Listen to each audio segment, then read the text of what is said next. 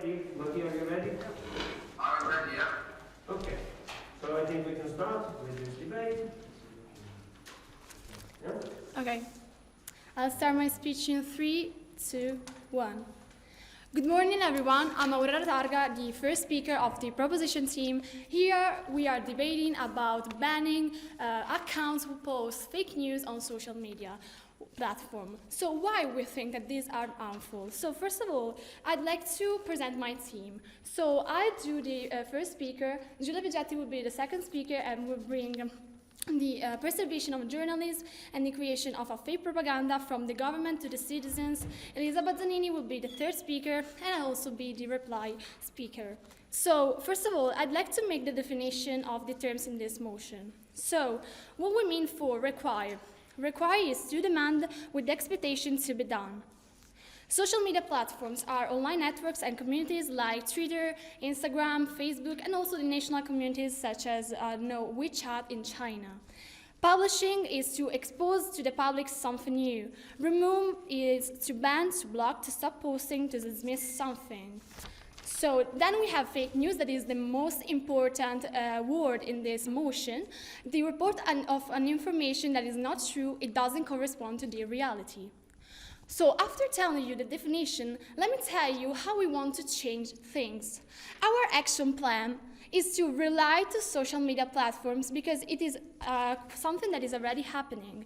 They make daily checks, many daily checks, and to preserve us as a community, as a world community, to improve our world, to improve the information in our world. They let us free to a point, and then, when we violate it, we must admit and pay our sins, pay for what we are doing with all this freedom in our beautiful, funny, but dangerous network. I'd like to highlight how our team line, and we don't want to limit the freedom of expression, but we strongly believe that those people who post fake news are now seriously harming the society, are now harming the community, and we believe that this danger has to be removed.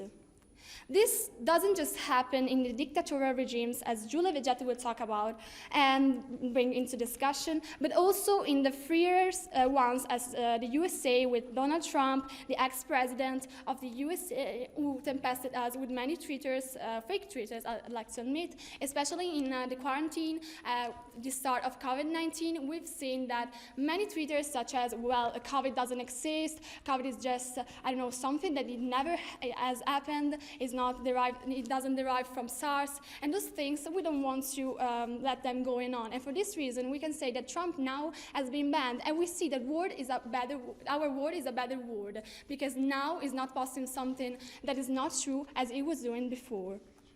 So we see that fake news is something that are happening every day because it engages at every aspect, from an economic point of view, from economic issues to gossiping, that is the least most important issue. And I can go on all day because we believe that we are seriously destroying the knowledge of people. We're destroying our society, our community. And I'll tell you why. Because my first argument would be the fact that fake news have the aim to reach more people as possible in order to create chaos.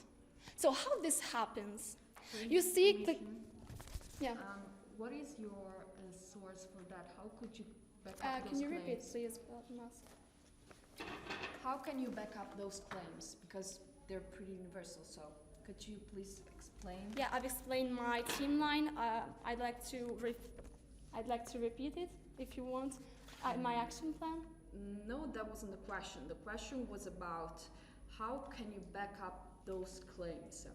How can you claim that that is universal? How can you claim that the aim of fake news is in general to create chaos? I'm going to tell it in my argument, yeah.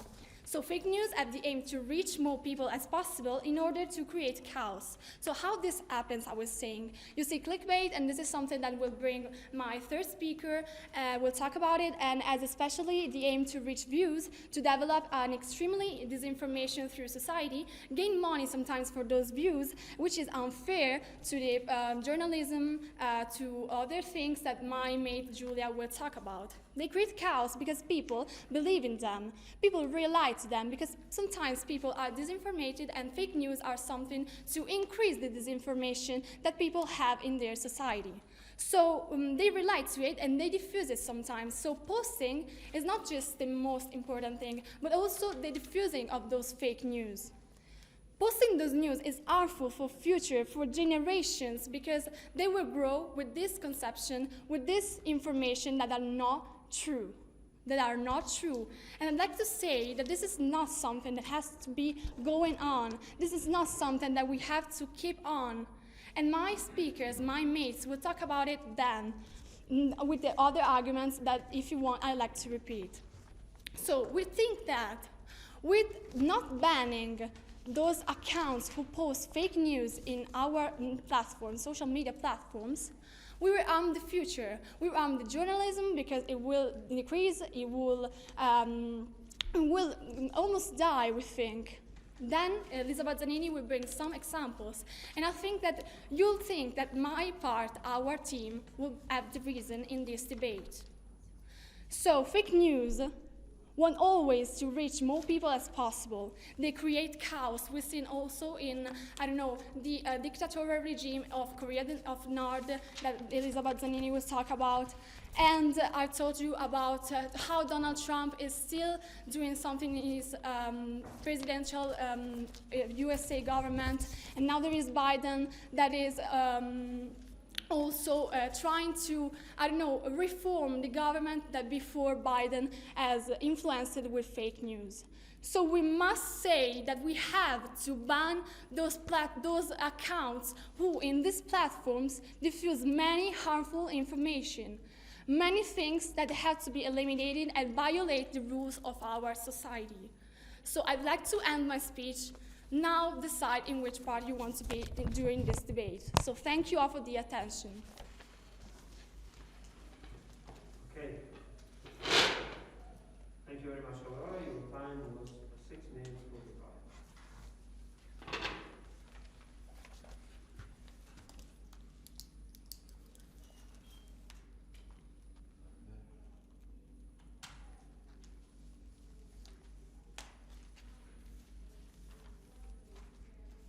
Mattia, are you ready? Are you ready? Yeah. Okay. Sara, you may have the floor. Thank you. 3, 2, 1, go. So, welcome to this debate. I am the first speaker of the opposition team. My name is Sara, and thank you, Aurora, for your valuable contribution to the debate. Firstly, I would also like to welcome to the judges from the opposition team. My other members are Elettra, the second speaker of the opposition, and the third speaker is my mate Emanuele. Firstly, I would like to thank you also for the suggestion of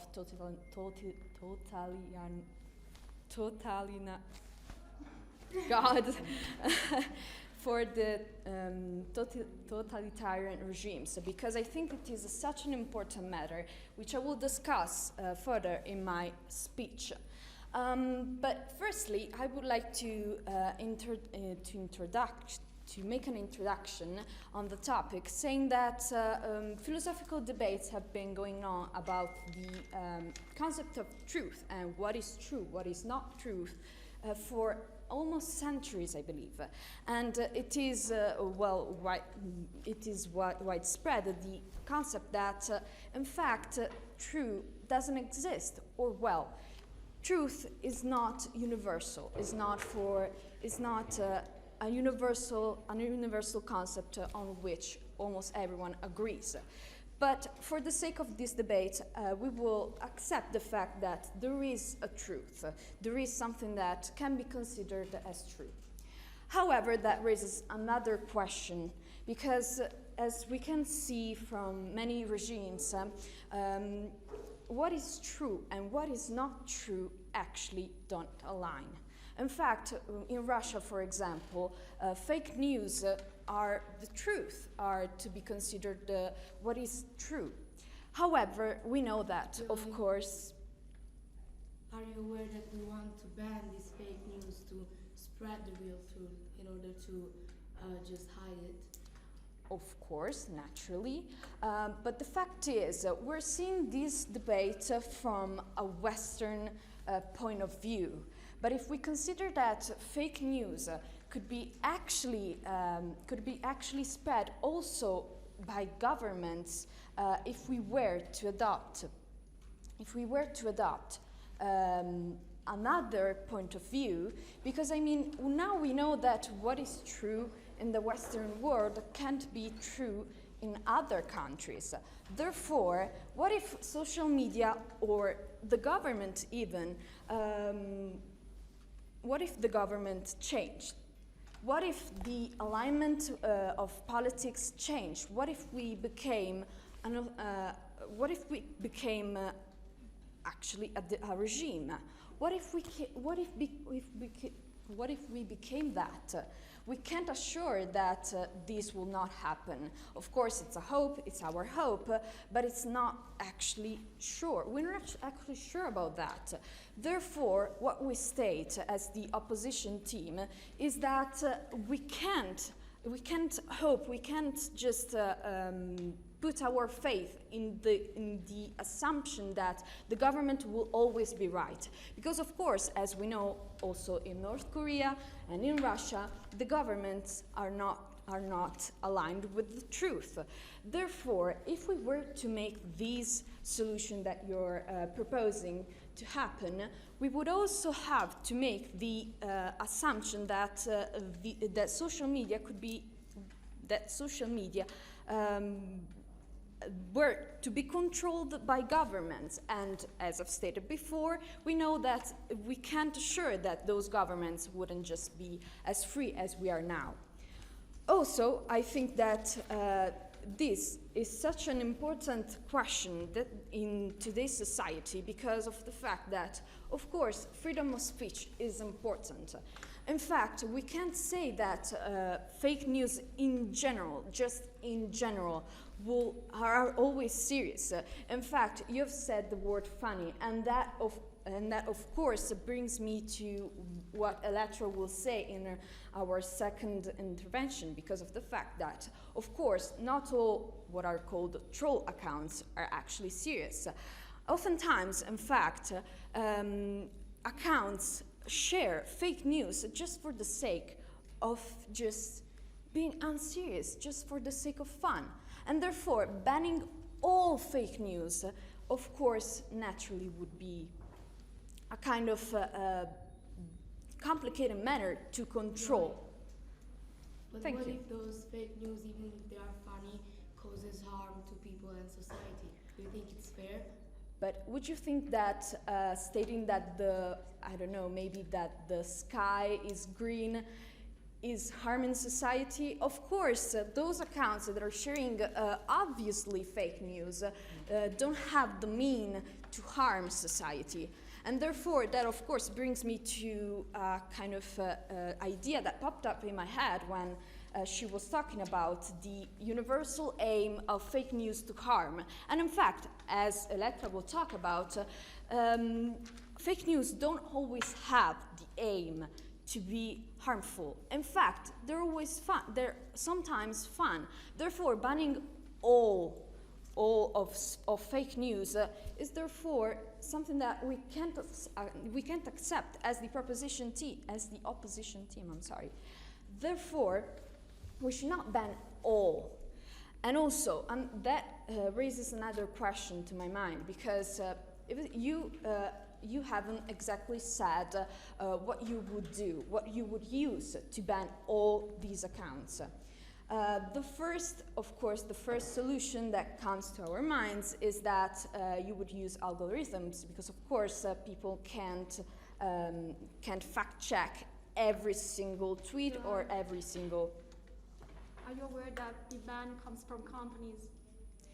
Exactly. As I was going to say, programmers can't exactly fact check every tweet. They would use algorithms, but then also algorithms are programmed by actual people. Therefore, those actual people, of course, are human beings, and they can be aligned to the government, or they could also not be aligned. And therefore, we have to think about the relationship between the governments and the programmers. Because of course, someone could say, well, algorithms are unbiased. No, they are biased. For example, 2 years ago, I believe, a trial on Facebook actually stated that Facebook used non-effective way, an ineffective tool to recognize people's face. But it was, of course, an ineffective tool. It was an ineffective algorithm because it was based on white males. And therefore, we can't just put our faith into the algorithms, ability to just catch every single fake news, every single piece of fake news. Therefore, we have to be conscious of the fact that there is a relationship between the alignment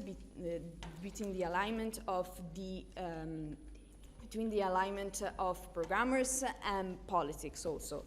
And to sum up, I think that we will be discussing about the. Thank you for your time and attention. Okay, thank you very much, Sara. Your time was 8 minutes, please.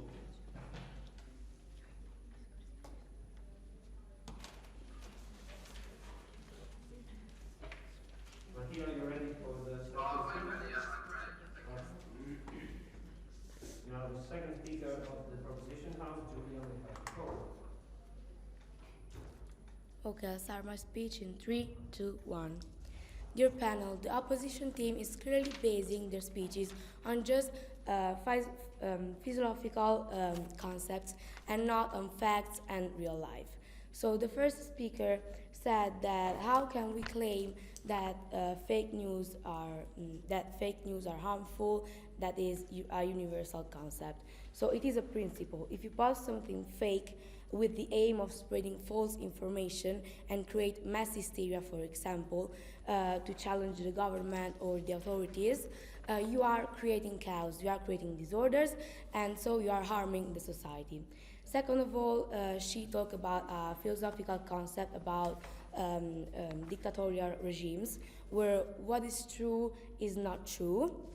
And she didn't really clarify this aspect, but we're talking about facts, events. The reality is true, and in dictatorial regime, this reality is hidden or not just told to the population, and or otherwise, fake news or fake events are described to the population in dictatorial regime to manipulate the citizens.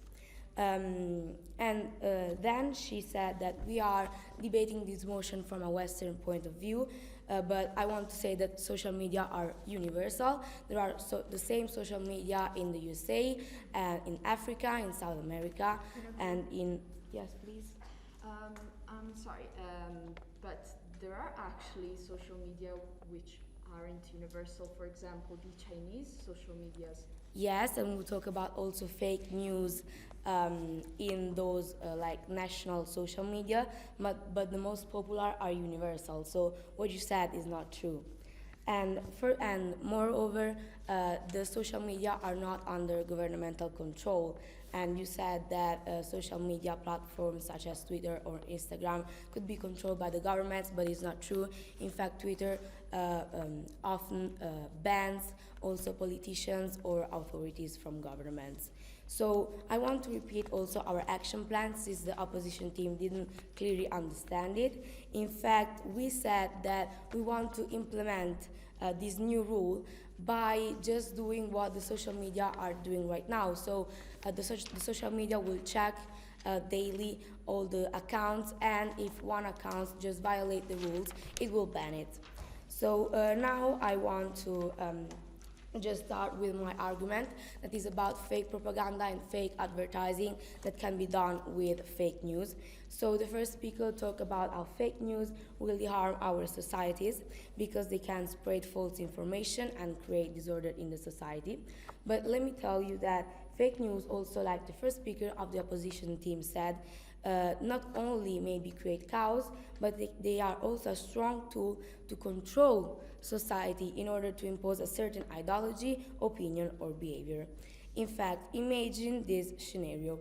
An authority or a government, which are present on social media, of course, publishes a fake news about their political plan or to discredit their opponents. So they are creating an unfair condition of the political debate and of the political environment.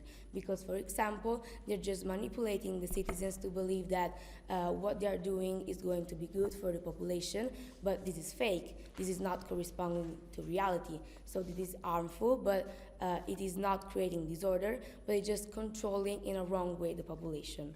Or, for example, they are just manipulating other citizens to believe that political opponents are just not effective as they are. And so they are limiting the choices of the citizens to just choose the right government for them. So this really harms the freedom to choose our governments. This really harms the base concept of democratic states. And also this also takes advantage of maybe citizens that aren't really informed, as the first speaker said. So, moreover, this, as we said, this really happens more often in dictatorial regimes. In fact, they fight their opponents aside from persecutions with wrong ways, just by discrediting them. And they also publish fake news about facts or events happening in real life to manipulate the population to believe their reasons and just to bring them in their favor. Let me bring an example that is happening right now. Putin in Russia, in regards to the Ukraine war, is just spreading also on social media news about the Russian soldiers that are promoters of freedom in Ukraine and just come there, and the Ukraine population is just happy to receive soldiers that are bringing their freedom. Well, we all know that this is wrong and this is false, but there in Russia, this false news is spreading, and it is really controlling the population, and it is really harming the opportunity of the population to go against the government and to go against this war. But this also happens in democratic states, so this also involves us, and this is also near us. In fact, for example, like the first speaker said, Trump on Twitter during its government period said that COVID was not serious and said that citizens should inject disinfectants in their veins to cure themselves. And the consequences were also death and patients that were recovered in hospital for several days. Now I want to bring another scenario in this debate and regards fake propaganda and advertising in the economic environment. In fact, we all know that businesses nowadays have many social profiles because it is a real marketing strategy, but there are side effects. In fact, they can advertise their products or services in a persuasive way by just attributing fake characteristics to their products and services, so by spreading fake news. And this will manipulate the consumers and will bring two unfair consequences. Unfair competition, but because other businesses that maybe promote their products by using just the right advertising and true information will just not sell anymore their products because all the consumer will buy the products from this fake advertising, and also unfair revenues because we are buying products. They arrive, we buy them, and then they just not correspond to what we saw in the advertising. So we're giving revenues to unfair business practices and to businesses that harms the economic system. Then there is another aspect. In fact, the situation could be taken in advantage from big multinational competitions or international brands. In fact, they have great power and influence on the population since they are very popular, and they maybe can promote their practices to be good for the population, to make themselves look good and not to receive criticism. Like, for example, in the fashion world, Dolce & Gabbana or Calvin Klein just promote that they use ethical practices, that they use sustainable production processes, but in the real reality they exploitate workers. For example, they pay in Ethiopia workers just $1 per day, and they have a bad environmental impact. So just see how fake news really contribute to transform the reality and control us to believe something that is fake. Thank you for your attention.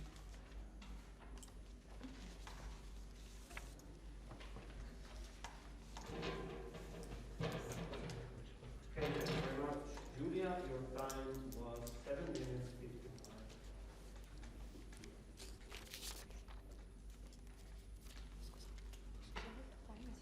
Grazie.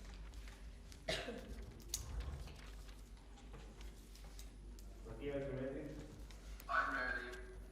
Okay. Now the Three. second speaker of the opposition house, Electra, you have the floor. Okay. 3, 2, 1, go. Okay. Good morning, everyone. I'm Elettra, and I wanted to say good morning to our judges and our opponents. I will be talking about our practical reason confronted with how we would require to remove all the accounts publishing fake news. But firstly, I want to talk about what you said in your speeches. Firstly, I want to talk to Julia, because she said ads, and she talked mainly about ads, saying that ads are fake news.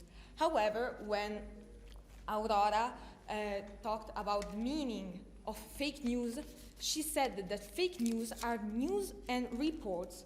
So your arguments doesn't stand, because ads aren't reports nor news.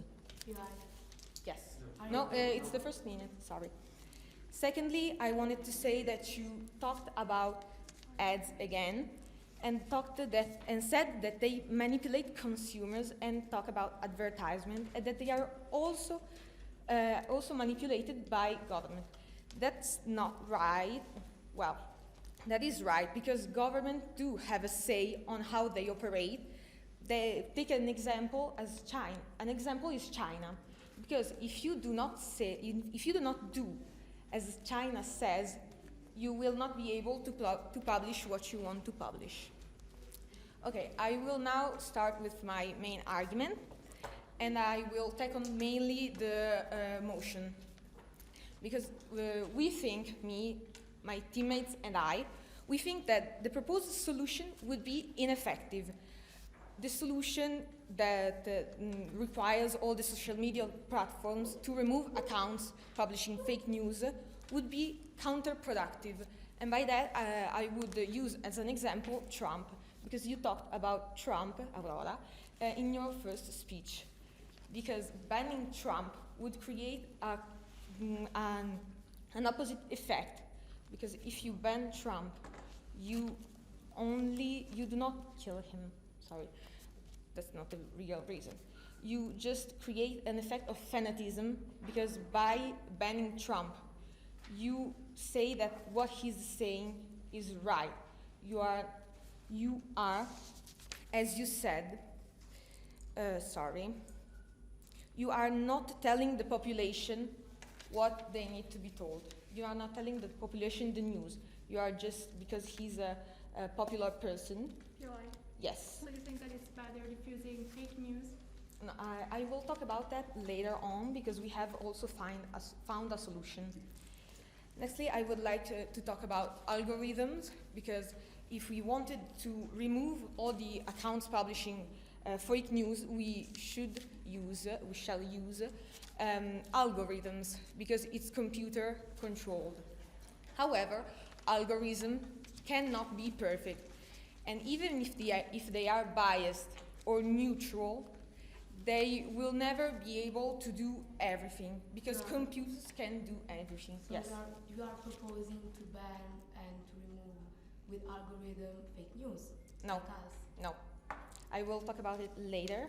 We have another idea that doesn't involve banning, because algorithm cannot distinguish seriousness and what we would call satire or irony.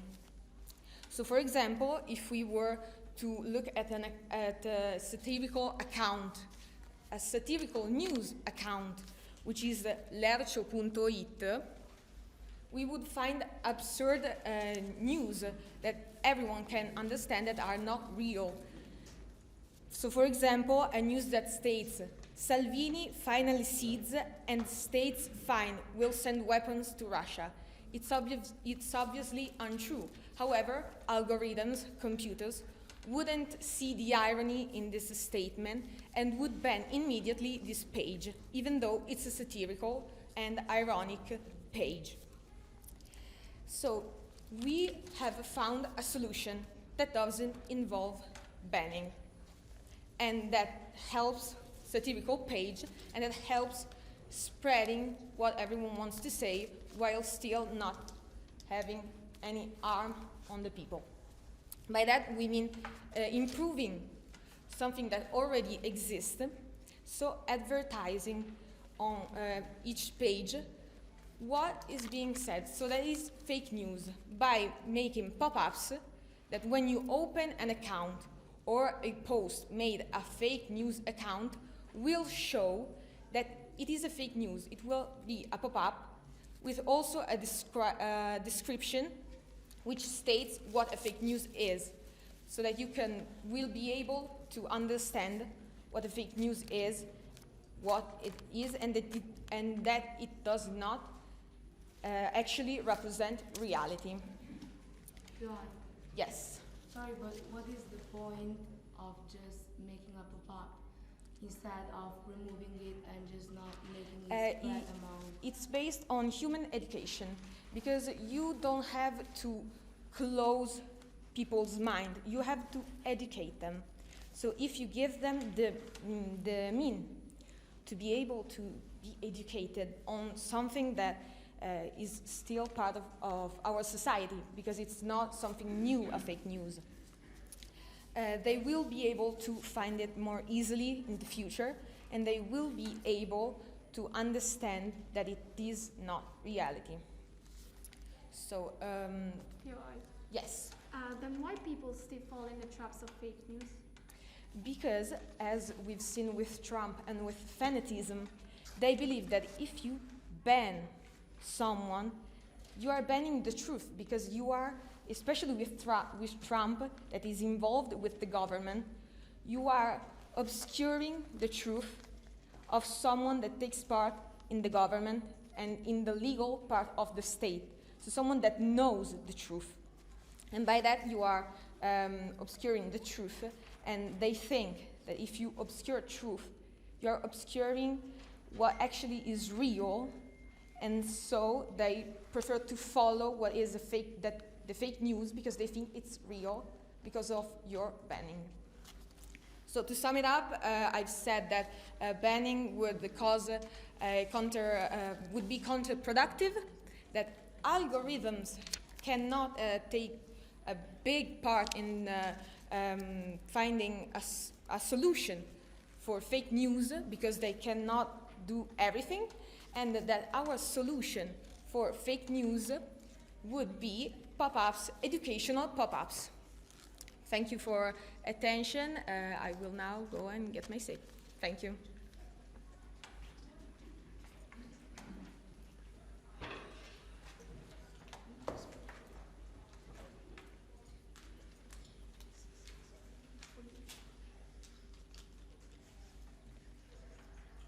Okay, thank you very much, Aletta. Your time was 7 minutes 45.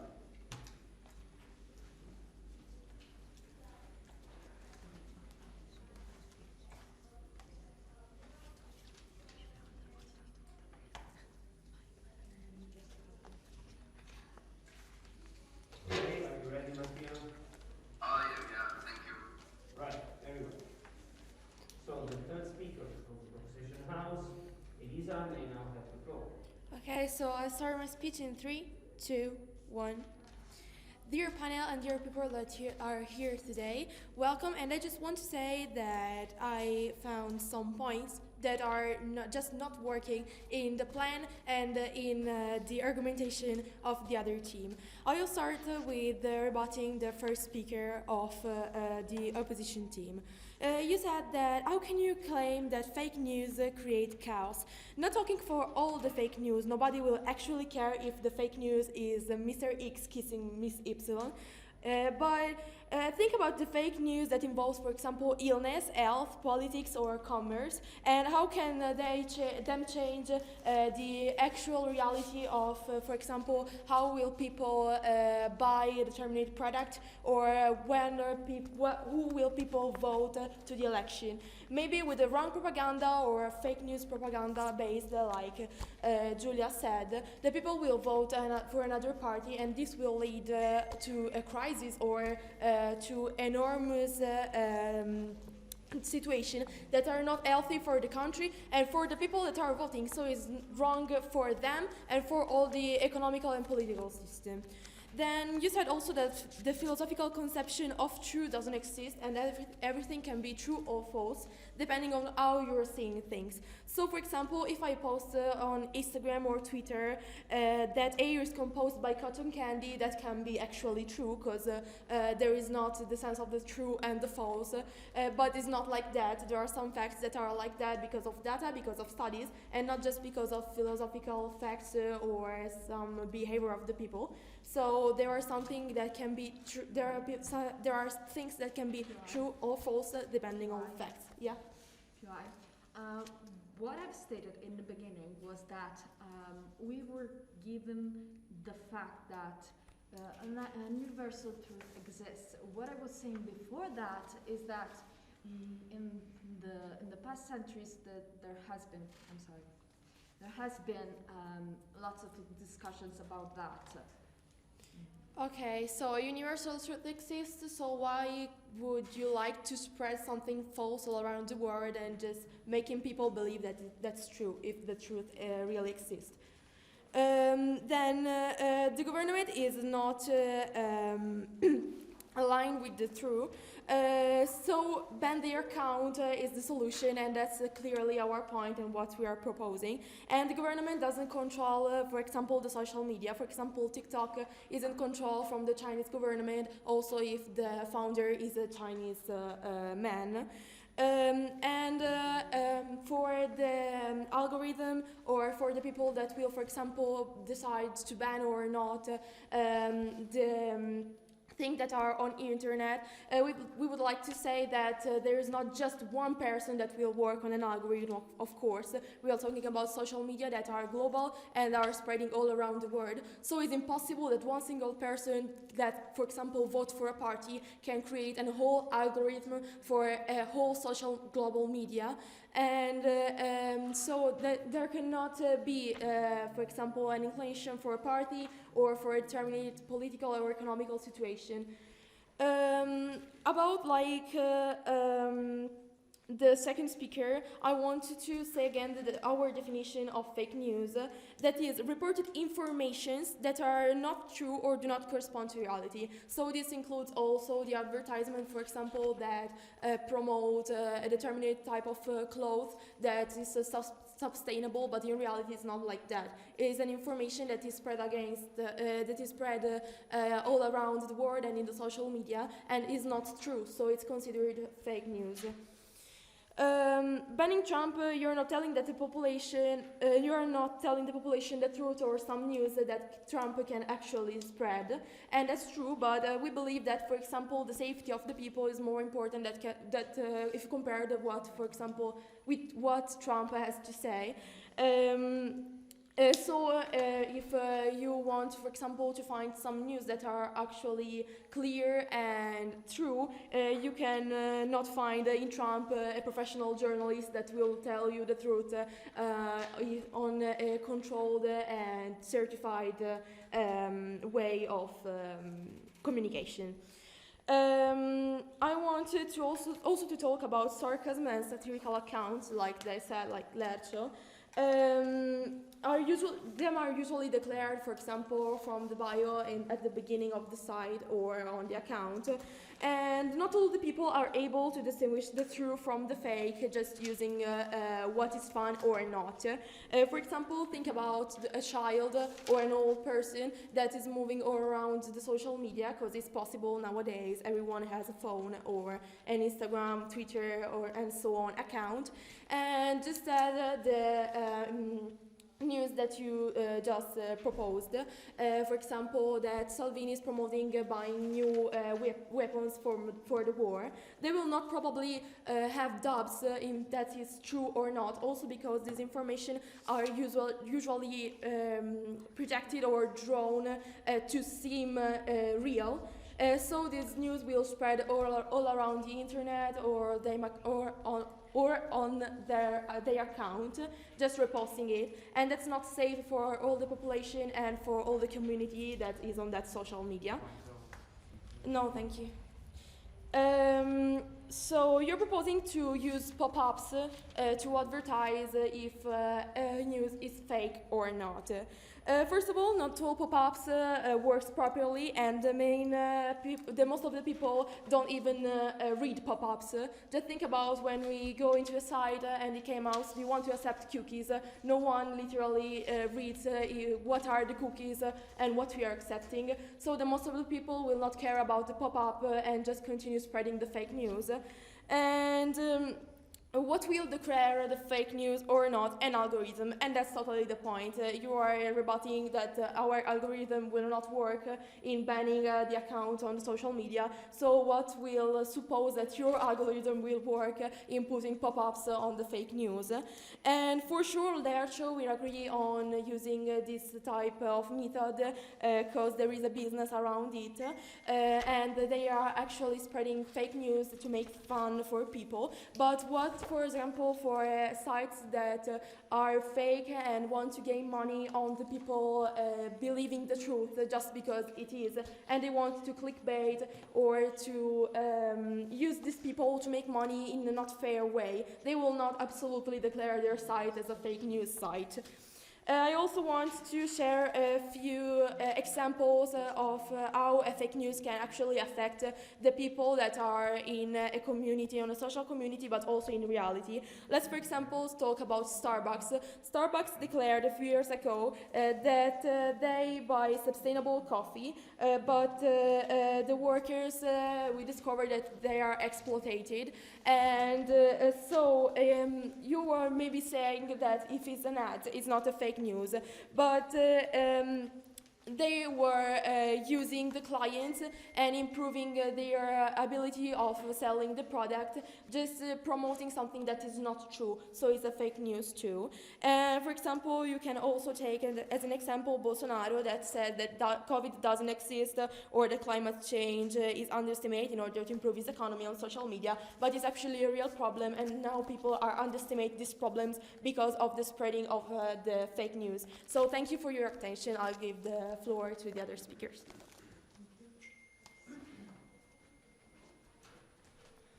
Okay, thank you very much.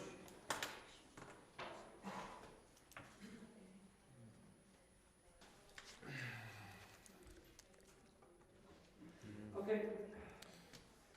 If Mattia is ready, we can give the floor to the third speaker of the opposition house. I'm ready, thank you. Thank you very much. Now, Roland. I'll start in 3, 2, 1, go. Good morning to everybody.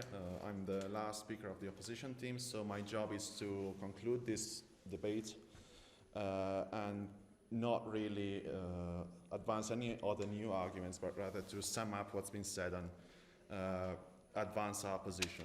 I'd like to structure my speech around 2 different levels of what's been talked about. The first level regards what's been said in the beginning of this debate, and it relates to governments and their relationships to private social media platforms. So what my colleague Sarah said, she said that truth is not universal.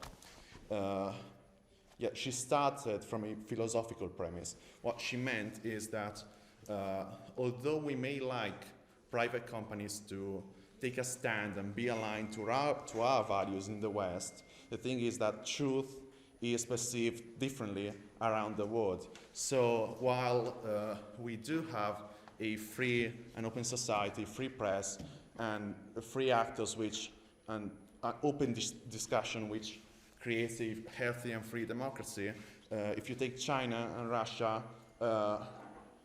truth is actually what the state says is truth. What do I mean by this?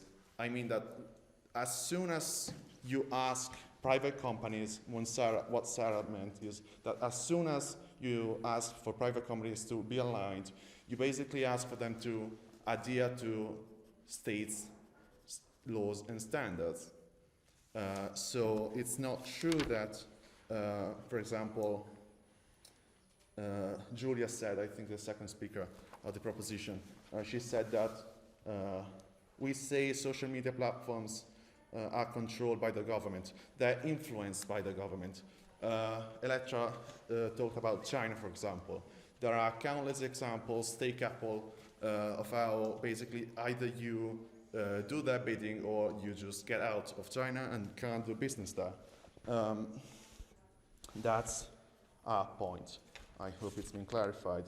I'd also like, yeah? Are you aware that this rule will be implemented by the social media company that is not dependent on the government? Yeah, they're influenced by governments though. They're influenced by governments. So take Russia. If you're Twitter and you're operating in Russia, either you comply with what the government says because you've made the president in the West that you should take on an editorial role, or you just get out.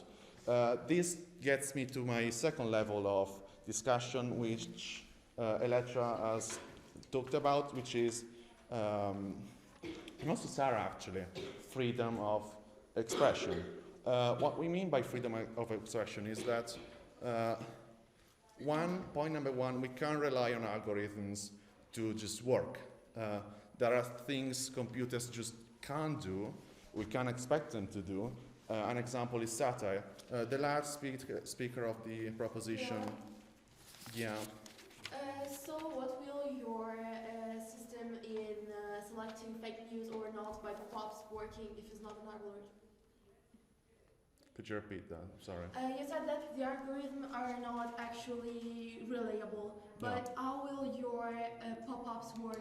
There will be like a few people moving all around sites and saying this is a fake news? The thing about social media platforms is that whether you have algorithms or not, whether you have pop-ups or not, which do work in our opinion, the thing about social media is that they generate discussion. So when you tweet something, there's a discussion below. And there's people, maybe experts, who can turn in and explain why something is wrong. The thing with pop-ups is, we talked about Trump. Trump is not dead today. He's been censored because he was an actual threat to democracy. Trump is not dead today. It's probable that he's going to run again for presidency in 2024. What we've done by banning Trump is that we've made it impossible for a very small percentage of people, but some people nonetheless, to someday, maybe as an accident, actually read the pop-up and read the article that's linked in there, and maybe learn something about the truth and how they're part of a cult. I was talking about, I lost my train of thoughts there. I was talking about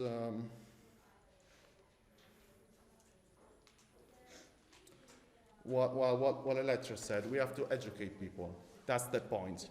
That's the point. We can't allow private companies to take on an editorial role. We'd rather have them be neutral than have them aligned and sided, because sidedness, as there's no alignment to the truth, as Sarah was saying, means doing the bidding of governments. That's that. Sorry. Another point I'd like to make about satire and what Elisa has said. I think I got this right. Not really sure because it's rather, absurd. But what she basically said is that we should ban satire on the basis that it may be mistaken for fake news, we don't agree with that. We think satire serves a purpose in society, although I'm not gonna spend myself in an analogy of it. And that's that. Now regarding ads, the thing about ads is that the reason we don't think that they can be described as fake news is that they're actually regulated by governmental bodies already. So there are marketing firms in the government which allow for scrutinizing of advertising companies. There are strict rules in Europe, for example, about privacy, and for this reason, we really don't think that's a point of contention we can make. Some closing remarks. Our argument impinges on the point which we'd rather have. We don't trust governments to tell private companies what to do. We think that the responsibility should be on the public to act on fake news, to discuss fake news so that it's in the open, out in the daylight, and not hidden like what's happened for Trump, which has, we think, brought upon us considerably more damage than what censoring him has done. That said, I thank the opposition, I thank the judges. We enjoyed our debate, and I'm done. Thank you very much, Emanuele. Your time was 8 minutes, 5 seconds.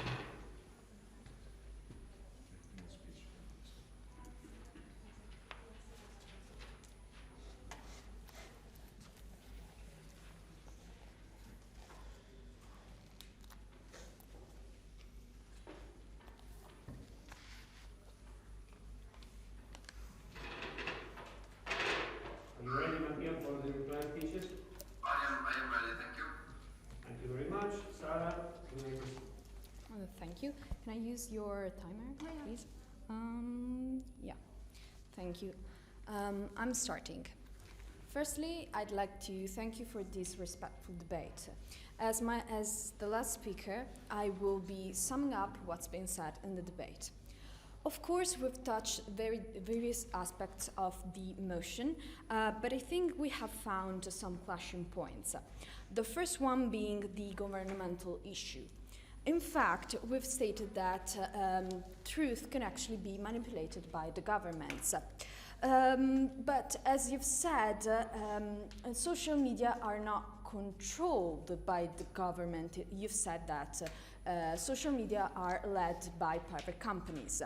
But as we have seen from the many examples that we have brought up, both the opposition team and the proposition team, we can see that social media can in fact be influenced and controlled by the governments. Therefore, we think that we have won this clashing point because of the fact that you have stated basically a contradiction. The second clashing point I have found also is the fact that your points were a bit too absolute, in the sense that you would ban the freedom of expression. We've touched about that, the topic also of satire, and you've stated that the proposition team has stated that we should just ban satire because the public doesn't know what is satire or not. But we have stated that if we ban satire, of course, we would have to ban literally everything. But as we know, as Emanuele has stated, satire has a very important role in society. And that is because I think we've won also this clashing point. The other aspect that we have successfully rebutted, in my opinion, is the last one, the one about the marketing aspect. In fact, there are very strict rules in Europe, which, of course, are applied to marketing in general, and to all European enterprises, such as Dolce & Gabbana, that was mentioned during the debate. And I think that we've won also this point because of the fact that, of course, spreading misinformation in the marketing aspect is impossible due to the strict rules that there are. In conclusion, I'd like to restate what the opposition team has stated, which is that we should not just adopt, we should just not reach to this absolutistic idea of just banning all, because of course there are multiple aspects, multiple facets of the topic which have to be discussed.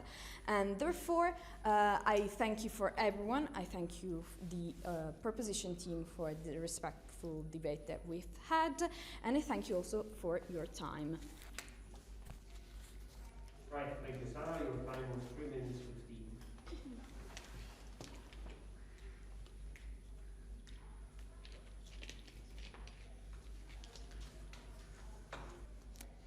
Aurora, Okay. you can proceed. I'll start my speech in 3, 2, 1. Good morning again. Today in this debate we discuss about a very important topic. Is it fair to ban or not ban all the accounts that harm, dangerous harm, the social environment? Well, as the fourth speaker of the opposition said, we had many points of clash. Exactly. In the proposition team, we present to you 3 argumentation. The first one that says that fake news have the aim to reach more people as possible in order to create chaos. I've told you how this is possible. I've told you how this is harmful for the society, for the future generation, and for the misunderstanding of people, for the disinformation that this can bring. In our second argument, we talked about the preservation of journalism and how is the real truth hid by fake news. How those accounts on the internet can disemploy people that are now working hard in their work. And the third argument that we brought was the fact that fake propaganda from an economical point of view and a political point of view is something that we have to eliminate. We have to avoid in our environment, in our world, in our planet, because misunderstanding and disinformation is something that we want to avoid as the proposition team. Otherwise, the agonist team has told us that philosophy is a way to, figure out how can we reach a sort of nirvana, a concrete solution that we don't have, because it doesn't take anywhere. We talked about an open discussion, but at the same time, we have agreements, standards in all the world that companies of social media have to explain to us, and we have to respect. And for this, fake news have to be abolished, thanks to the standards that, as we said, they have to be respected by all the users, all the accounts that are on the internet, on the social media platforms. Because companies work also for this reason. So the most important point of clash of this debate had been surely the Trump example that we, as the Pro-House, have demonstrated to you how such a dangerous person have to be avoided on the internet, especially on Twitter, when we have an exchange of information daily, but because we told you also how people very often during the day scroll to the internet, scroll to social media, Instagram, and see those news that are totally fake. A person like Trump on the social platforms is really dangerous, but the other team told us that this is a way to eliminate the liberty of expression, the freedom of speech. But we don't think it. We think that we have to limit those things. We have to put limits to these things. We have to avoid the disinformation that all this world is now having on their back. So now, I'll let you imagine 2 worlds. The one of the opposition team, in which you live in something that is not true, in a fake news in itself. You're living in a world where things are not truth, where journalism is death now. And our world, the proposition team, propose you a world where you have to live in truth, where you have to avoid things that nowadays are exploiting us as citizens, as a community, a society that has to live in the truth, not in a fake news in itself. Thank you all for the attention. Okay.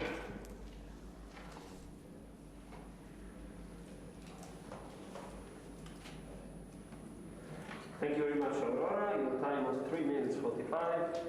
Our congratulations for the very good job. It was a fine debate.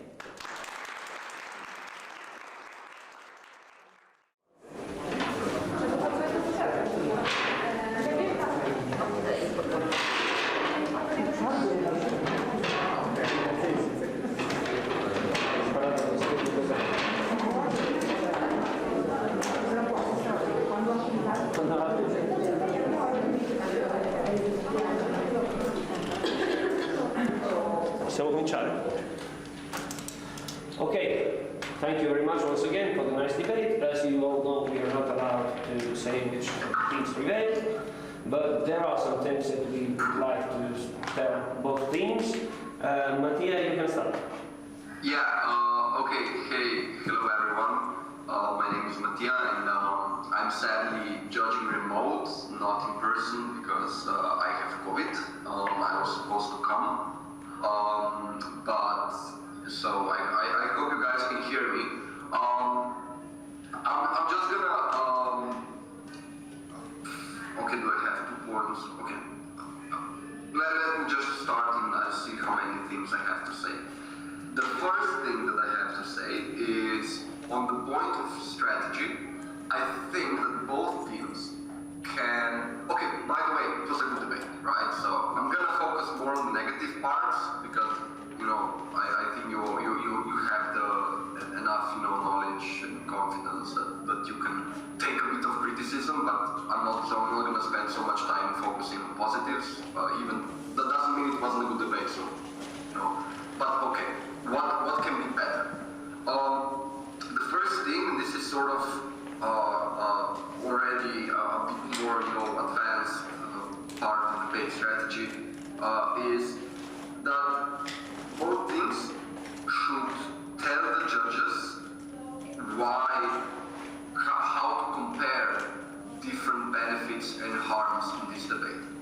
Because look, in every debate, you have some choice, right? The debate is always a choice between 2 sides, 2 worlds. And both teams are adding arguments for and against. So that's just like, creating a very big pros and cons list, right? This is what debaters usually do, right?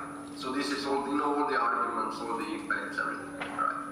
The problem is that it's sometimes quite hard to, decide what is more important. And if you've ever done a pro and con list, you know that in the end the biggest question is not, what exactly is on the list, but what is the criteria? What do you find more important? So, okay, let me see if I can give you an example from the debate without giving too much of the result. But okay, let's just take two principles. Let's say we have the freedom of choice, the freedom of democratic choice on one hand, and then freedom of expression on the other. I'm not saying that this is exactly what was compared in this debate, but just so that you can imagine. Imagine one speaker makes a really good 8-minute just argument on freedom of democratic choice and how, fake news harms that, and then the other speaker makes a really good 8-minute speech on, on freedom of speech. How, everyone should have the right to say everything. Both arguments really good, really strong. How do you decide? Like, how does the judge decide? It's really hard, right? It's hard because you don't want to do the debater's job instead of them, right? Like, you cannot, you cannot have an opinion on that. But here's then where you have to, I think of comparative analysis. That means explaining why something is more important than the other. And this is done in several parts of the debate. First of all, already when you are presenting arguments, you need to focus, I think, a bit more, and this goes for everyone, on the impact part of it. So not only explaining why the argument, has consequences, so that's the first part of the impact. So, okay, yeah, like, it is important because this, because that, But furthermore, already in the argument focusing, I think, a bit more on why is this potentially more important than other things, like why is this uniquely important, whatever it is that you're explaining. So that's already in the beginning of the debate. So in the first speech already you can begin that. But then, as the debate goes on, and you already see clashes forming. So what is a clash? A clash is, just to use the same words, a clash is one question of content within the debate. So as you're moving along and in clashes already start forming, you can analyze a specific clash by engaging in comparative analysis, saying, okay, yeah, this and this is more important.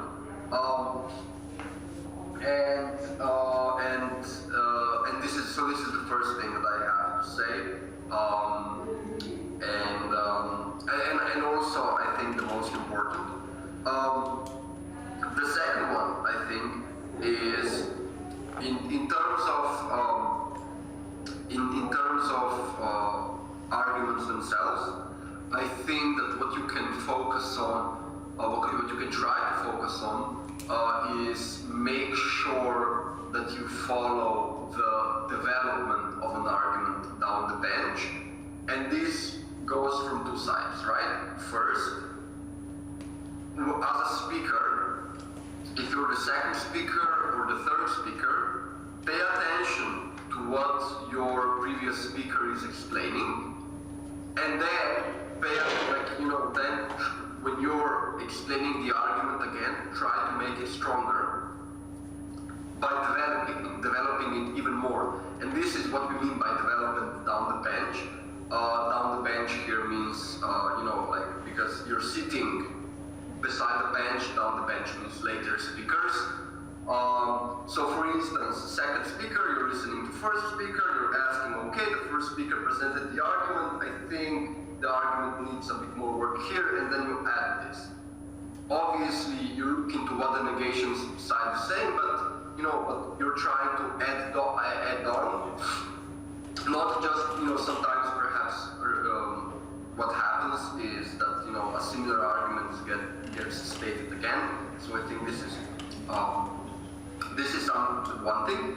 But the other thing, from the other side, is that notice that your opponents might be adding stuff to their argument as the debate goes on, and that means that when you're negating, be careful that you're not just negating the argument from the original version of the argument, because imagine that an argument is just like, a Word file that you have, like, I don't know, a project in, and then, it keeps updating and changing, right? Make sure that you are negating the updated version.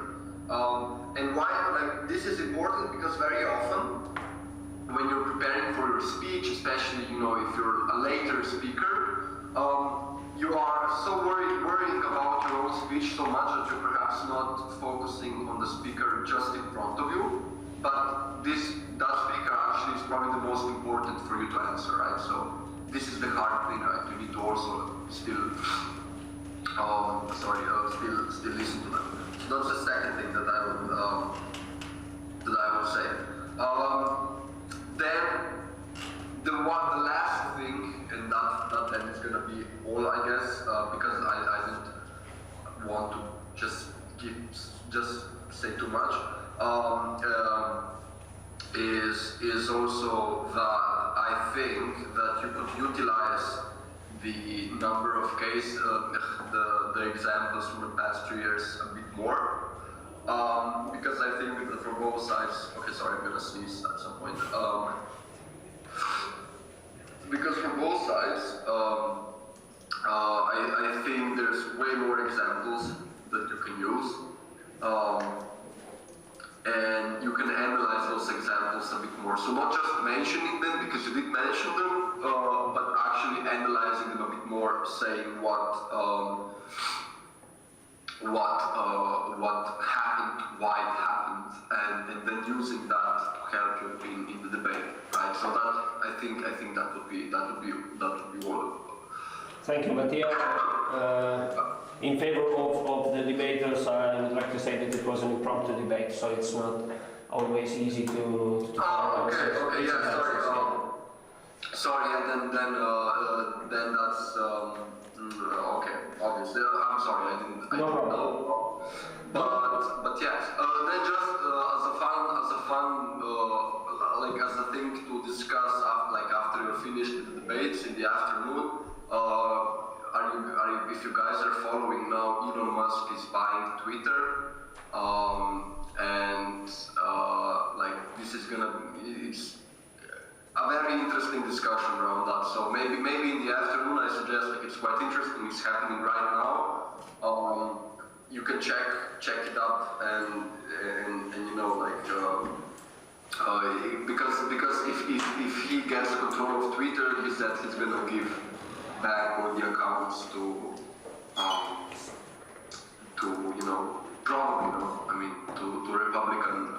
Republican politicians. So, but okay, anyhow, that's it for me. So now the other two judges also have things to say. So yeah. Thank you, Mattia. I will be very brief because we don't have much time.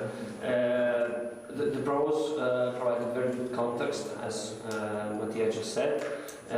Time management wasn't always ideal, and there was more contradiction.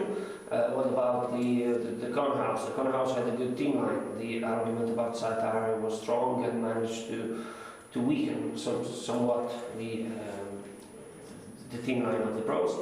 Another thing to Sarah, you're a fine debater, Sarah, but just remember that POIs are supposed to be questions. And try to remember that, otherwise you will be penalized. Yes, some two things about POIs. Sometimes one of the teams didn't answer properly. I mean, they skipped the problem. And what can I see, as Matthias told you, sometimes with the example you can go just a bit in depth, just to analyze them a bit more. But it was a very good debate and difficult to judge. Thank you very much. Thank you once again.